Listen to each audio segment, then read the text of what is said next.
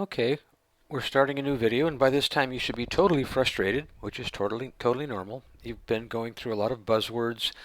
You've been just taking my word for it and feeling like I am just clicking, I don't understand anything, but we're going to start to put it together now. You understand what a rigid body is. You hit something, you feel it, that's a rigid body. You understand that you can collide with something with a rigid body, or you can collide with something that does not have a rigid body, like smoke. So in this lesson, we're going to be discussing how to detect what you hit, because you might care. If you fire a tomato, you want to know what hit something, right? But we're going to do first where the player hits things, and we're going to see how that works. So pretend that wasn't there. So what I'm going to show you is there's two objects here. Everything in reusable you probably won't be editing. This one is called collision control. I'm going to double click it and it'll bring up Visual Studio. Visual Studio will take a lot longer for you to start up, but I already started it up just so I could be ready. And on here, whenever a script, by the way, in Unity is also called a component. Script and component mean the same thing. Don't know why they did it? That's the truth. So one of the things you can do is you can say when something hits me, which is called then, let's see, on collision enter is called. When Unity detects that one collider hit another collider, it calls the method for your game object, we're going to say the player, so it calls the method on the player on collision enter. I've done some preliminary work for you, so all you have to do is go to your starter kit, go to down here and on collision control. And so what we're going to do is we're going to say, well, first let's just run it. You'll see what happens. All right.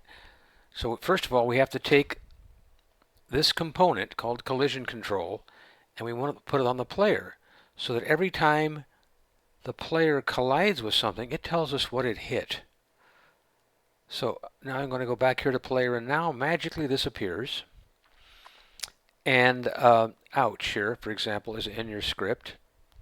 What we're going to do is every time the player hits something, we're going to say ouch. Right now, there's nothing there, so it's not going to do anything. Plus, we don't have any code to do anything with it. Because it just says to do down here. It doesn't do anything. So here in the console, make sure it's clear if it hasn't. Let's see, make the player a little larger so you can see what we're doing. And I'm going to hit the play button here. And the only thing we really did was we took the collision control and drug it onto the player object. Boom. What did it just tell us? Player, object name player with tag untagged, because we haven't given him tags yet, collided with name floor. Boom. And here it collided with cube 11. Here we are colliding with, well, whatever one I hit, cube 8. And whatever this one is, and whatever this one is, right? So it tells us which ones collided with which ones. Now each cube has a different name, but we would treat them all the same in this particular example.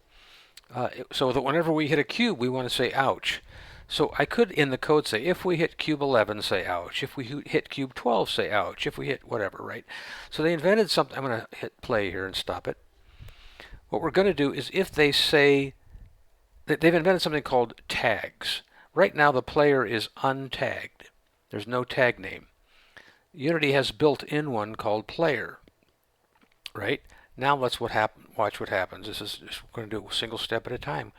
We hit, because we drug the collision control onto player, it's going to print out, boom, object name player with tag player. It doesn't say untagged anymore.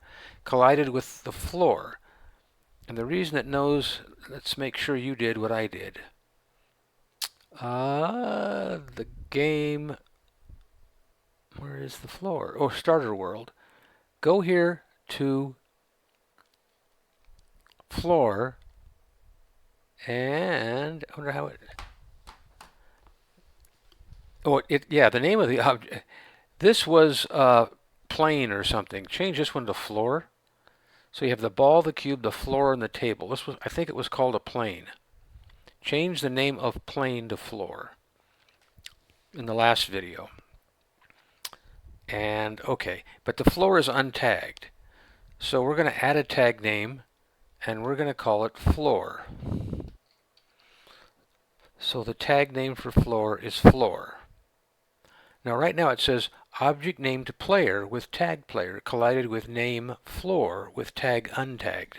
I know that's kind of confusing, but it'll make a little more sense. Now I'm going to clear this out and hit play. And the names are the same right now, but when we get to cubes they won't be. And you'll see what I mean. Boom. Object named player with a tag called player collided with floor with a tag. Oops, did I not tag it? Let's go back. Let's go to the floor. Oh, I created the tag, but I never assigned it. All right. So now you go to floor and you give it a tag name of floor. Clear this, because so it did have this, it kept its name, but not. All right. And the floor it can be different names. It could be like dirt, or it could be soil, or it could be earth, or it could be whatever. But floor is kind of a generic name for meaning you hit something. Now it says the object name player with a tag name of player collided with floor with a tag name of floor. Okay, it's still kind of confusing. So let's go and let's do all those cubes. Right, cube 1, we're going to call it add a tag, and we're going to call the new tag name pillar. Okay. Save. We have a tag of floor and a tag of pillar. So I'm going to go to cube 1 and give it a name of pillar. Go to cube 2 and give it a name of pillar. Or the other way I could do it is, let's go to 3, hold the shift button down, hit 3, hit the shift button down, go all the way down here and click 20. So I clicked 3, press the shift button down, move the mouse to 20, and then left clicked on 20, and it selected all of them. We're going to give them all a tag name of pillar. And file save, because I want to not lose anything. All right. Clear this out, and now let's watch what happens.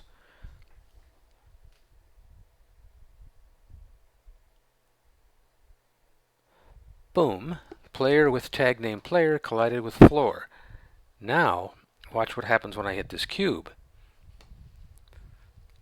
Object name player with tag name player collided with name cube 11 with a tag of pillar.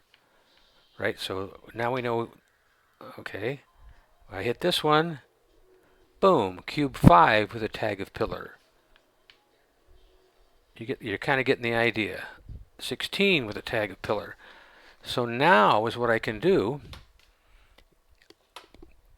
Let's go back here to collision control, and if your Visual Studio is not running, remember double click here to bring it up, and it will eventually bring up this. If it doesn't, sometimes it brings up Visual Studio.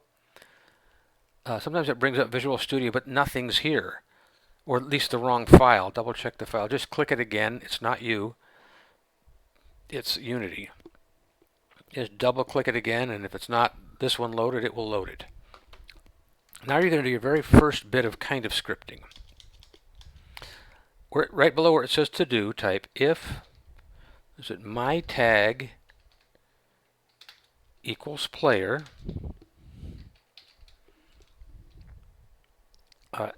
Go to the end here in a curly brace. It's what this means, a curly brace means, is everything in between applies to the if statement. If other tag equals pillar. I hope that's how you spell pillar. I'm not making fun of myself. All right. So then this reformats for me anyway. Try to keep all the ifs and stuff lined up. So if my tag is pillar and the other tag is pillar, what we want to do is say ouch. We can't. And so up here is ouch.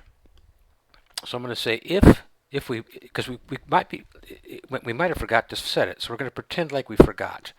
So if ouch, oops, OUCH equals null, I mean we forgot to set it.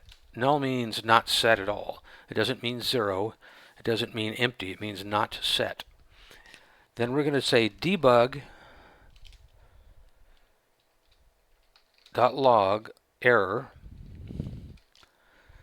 You forgot to set ouch in collision control .cs for object named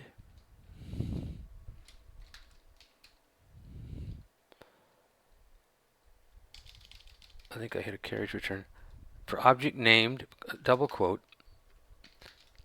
my name.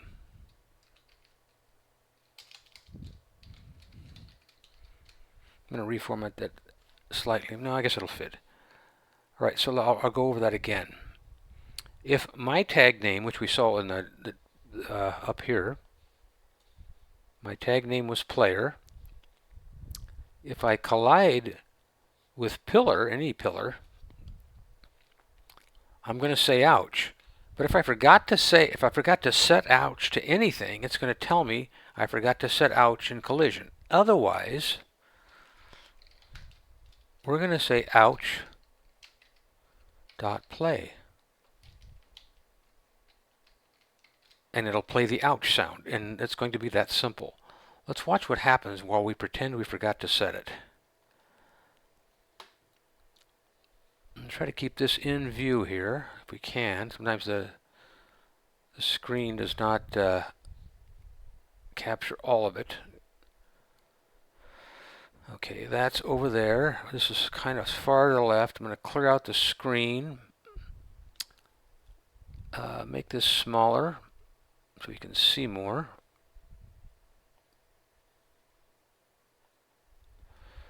And that should probably fit. Now, if I hit play, the player falls, and it says object name player with tag player collided with floor. Now what's going to happen here if I hit this pillar? Boom. Two things. The yellow exclamation mark, which is just a log message. Object name player collided with cube 11 with tag pillar. The next thing here, it says, this is the red exclamation mark is an error. And it says, you forgot to set ouch in controller.cs for object name player. So with that, I would go over here to player and go, you know what? I never set it. It's correct. I never set it. It's set to nothing. So, sounds use something called an audio source. You click on Add Component Audio. There's a few of them. One of them is audio source. Okay, and it's got a bunch of stuff. And what is it we're going to add? We're going to add a sound called, which one did I select? Small rock? No. Hit something. Is this the one? Nope, that's not it. This is a yay.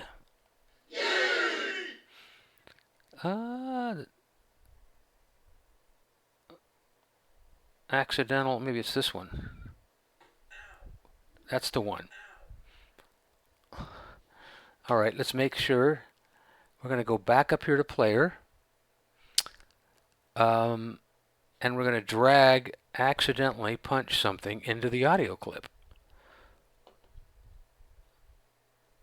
We leave output alone. We're not mixing things. We're not going to mute it. We're not going to loop. If we looped it, it would just say ow, ow, ow all over time. Play on awake. This has annoyed me many, many times. By default, it's on. That means when the game starts, it'll say ouch. No, we only want it to do it when we tell it to. Priority volume. That one was really loud, so we'd adjust the volume. I don't think the ouch is loud. You can change a lot of this stuff. Spatial blend 2D versus 3D. I always set this to 3D in a 3D game because that allows you to, if the sound is coming from your left, you'll hear it from the left when you have your virtual reality headset on. If it's coming from the right, you'll hear it from the right or behind you or in front of you. When it's set to 2D, it just makes the sound in your headset like it would with a 2D game where it just has a speaker and you're not in the world. Okay, so I'm going to file save because we tweak things. What did we do again? We went to player and we added an audio source and we made the ouch sound the audio clip that's going to be played. All right, and if I've done this right, it's going to say ouch whenever we hit a pillar.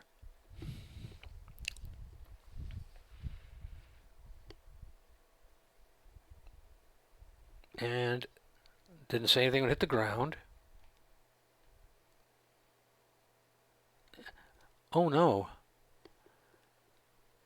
Something's not right. What did I do?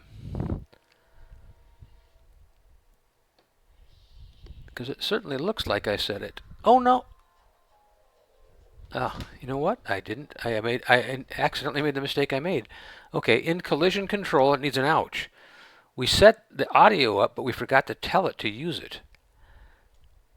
And the reason that we have to tell it is because we could have several components or scripts that use different sounds, right? If you fall, and maybe if I hit the rock, it's a louder ouch. If I fall off the world, I get an oh no, right?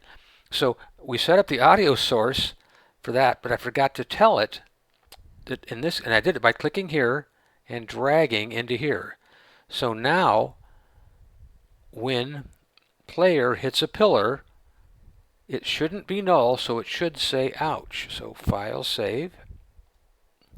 Immersed real-time learning. This is how you're going to learn. You're going to make mistakes. That last one, I planned to make the mistake, then I forgot I planned it. Okay, so here we go again. We're falling. Didn't make a sound. Let's see if it makes a sound now. It made it. I don't know if you could hear it on my speaker here, but it will make the sound for you. I'm turning the volume up on my speaker, and I'm going to hit it again.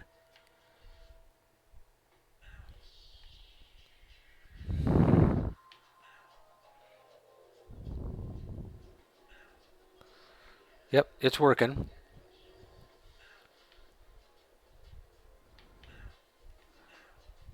And I'm hitting it a bunch of times.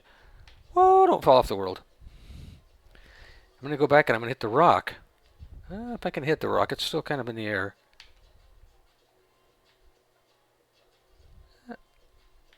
Nope. It doesn't say anything because I didn't add rock. But it's up here, it's saying that I hit the rock. But we don't have it in our code, so it's not saying it. Okay, there we go. So two things happened that are spectacular. One, you typed this in, and although you are not a connoisseur of scripting, you have written your first computer program. It's done. It's playing ouch. So you're an accomplished game developer, and you're an accomplished software developer. You might not be hireable at top tier yet, but you're definitely on the list of the right direction. You are shooting for the right direction. And I'm not overstating that. My grandmother couldn't get this far. So if you've made it, you're fantastic. All right. So I think we want to say, or other tag equals rock. Because I think that would hurt too. All right. So in the script, if the person that this is running with is player, and if the other tag is a pillar or a rock, say ouch. And this one is basically debug.log. It's the message. The plus sign means add it together, right? As in put the two strings together. So put this string of characters together with whatever the name is, my name. And I put this in here so I know which script, and I put this in here so I know which game object I forgot to attach it to. Because I could envision, let's say we have 100 NPCs running around the world. I could be getting this "you forgot to" message, but I wouldn't know where it is because it could be on any of them. So I put in the error message the script where the error came from and the name. Now, and sometimes you don't need this because it'll tell you in the warning messages, but sometimes it doesn't. Or sometimes this script will call another script, right? And it'll say this script, but it was really, the error was in the other script, and so you'll know where it came from. It's kind of, just take my word for it now. You put it in, when it doesn't work right, you'll know because you printed out where it came from. And this code doesn't get run at all if you didn't error it, like you saw, right? When we hit, it said, oh yeah, this is the player. I hit a pillar. Ouch is not null, so we're going to play ouch. No error messages there. So all of that works. Let's see. And that's probably good enough for now. Well, let's make sure that the rocks have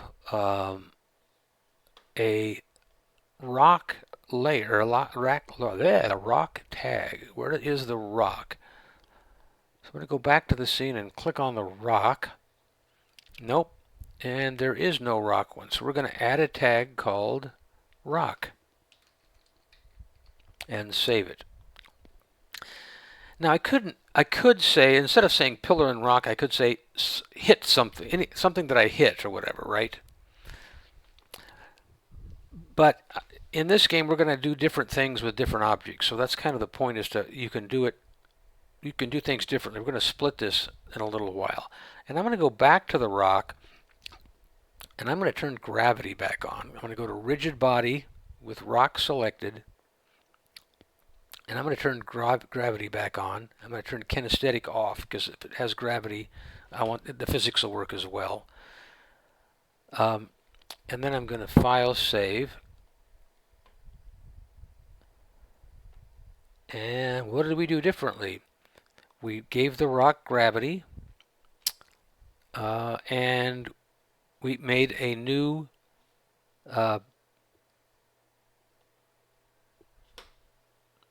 condition that if the player hits the pillar or a rock, we say ouch. And with the rock, I turned on gravity, so it fell. You saw it fall. If not, let me restart that. Can't hurt. Okay, so the rock is now falling.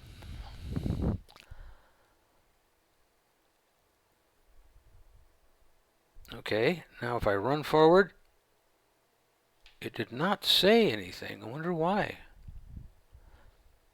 Untagged, I made the same mistake again. Although I made the tag, I forgot to set it. I wish I could do it all in one setting. File, save. So we know what happens when that happens. You know you made the tag, but it didn't work. The chances are you forgot to set it. All right, one more time.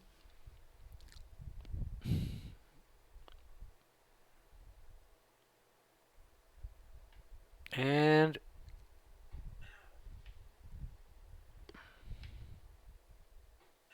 I don't know if you can hear it, but it's definitely saying ouch. And it's still saying it for the pillars.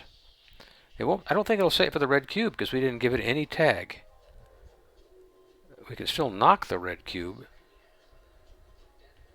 Yep, doesn't say anything. The ball went off the floor. All right. So you now have just stopping this. All right. So now you can kind of get the idea. You can tag things. Another way of doing this, let's say we wanted to do it for anything with a rigid body. You could say, if my tag equals player and rigid body does not equal null. Okay, so if what we collided with has a rigid body because it's not null, then we know we hit something solid. So I'm going to highlight this, right-click, copy, go in here, right-click, paste. So then I'm going to comment all this out, meaning it won't run. I'm going to highlight it. I'm going to hold the Control key down, hit K and slash, and it comments it all out. Here you'll see slash star and ends with star slash. Everything in here is a comment. I don't have to have these. I just do it for formatting. Right? You could have none of these and that's still valid. Everything between, in fact, I don't even have to have two, but that's what I do. So everything between this and this are just notations or comments in the code. Right? So I'm hitting Control Z here, put it back. This is a different kind of a comment. Every line, it only goes, when you do slash slash, the comment is from here to here only. The fact that I have several of them in a row means that all of these lines are comments. Up here I could do this. I could make a comment like this.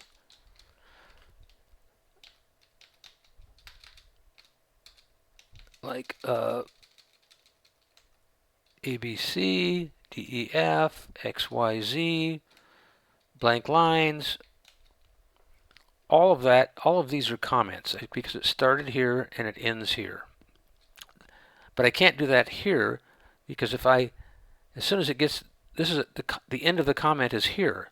So if I took these out, it would be an error. Like, let's get all these red lines because that's not code. That's just a comment, right? Control Z's. All right, so File, Save All. If my tag is player and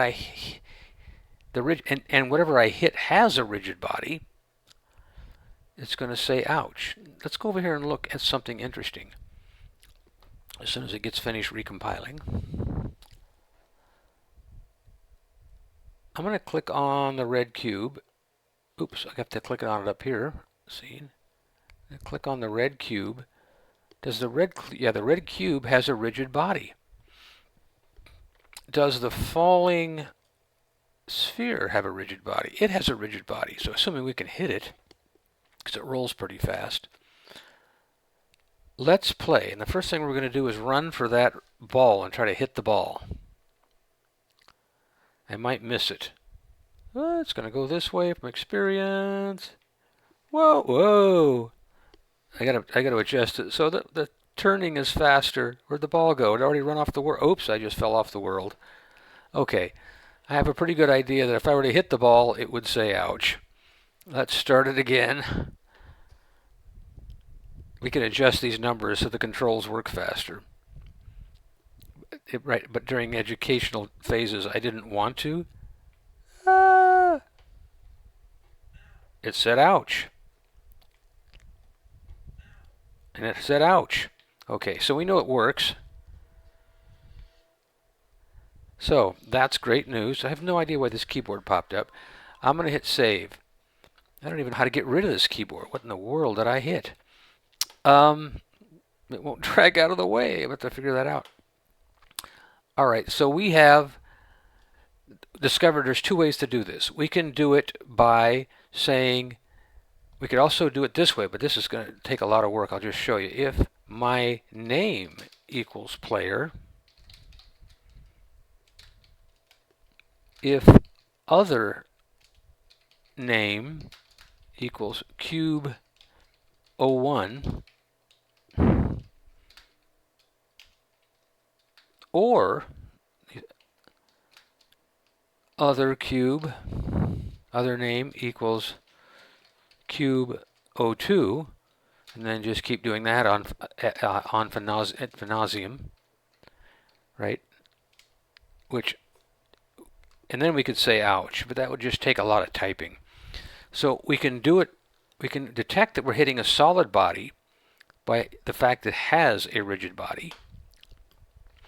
We can do it by tag names. So we could say, like if this bunch of smoke was over here, it wouldn't have a rigid body, so this wouldn't hit. It wouldn't have a tag name of rock or pillar, so it wouldn't say the ouch sound. So I'm going to end this video, mistakes and all, while I figure out how the heck to get rid of this keyboard that popped up. I'll see you in the next video.